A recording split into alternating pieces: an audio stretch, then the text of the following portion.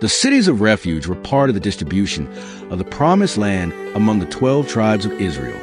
While the Levites, or the priests of Israel, were to have no territorial domain allocated to them, as God was their inheritance, yet he told them that they were to oversee the 6 cities of refuge. What was their purpose?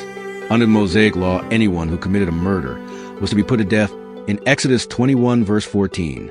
But for unintentional deaths, God set aside these cities to which the killer could flee for refuge in Exodus 21, verse 13. He would be saved from the avenger, the family member charged with avenging the victim's death. See Numbers 35:19. Until the case could go to trial, the congregation would judge to find that the attacker acted unintentionally. If he did, he would return to the city of refuge and live there safely until the death of the high priest, who was in office at the time of the trial, at which point he could return to his property. If the attacker left the city of refuge before the death of the high priest, however, the avenger would have the right to kill him. See Numbers 35:24. In the Old Testament, there was a warrior named Abner who accidentally killed Ashael, the brother of Joab. He fled to Hebron, to a city of refuge, and was safe from any retaliation. But Joab lured him outside of the city's gates and then killed him in retaliation for his younger brother's death. King David grieved over Abner's death, lamenting that Abner died as a fool dies.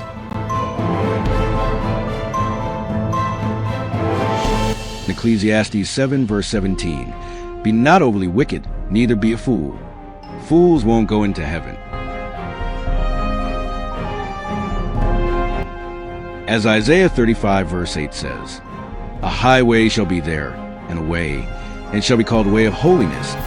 The unclean shall not pass over it, but it shall be for those. The wayfaring men, though fools, shall not err therein." In the New Testament, God is our refuge and strength.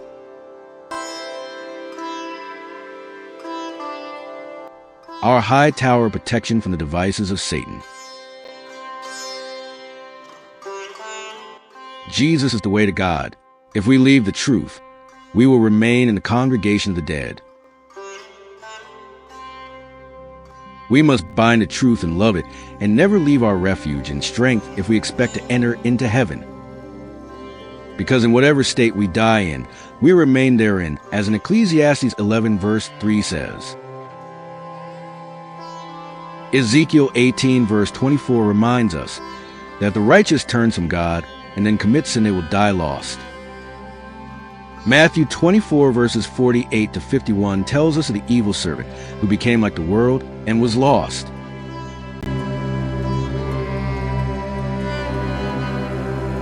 So, we must remain steadfast and faithful unto the end to receive the prize of eternal life.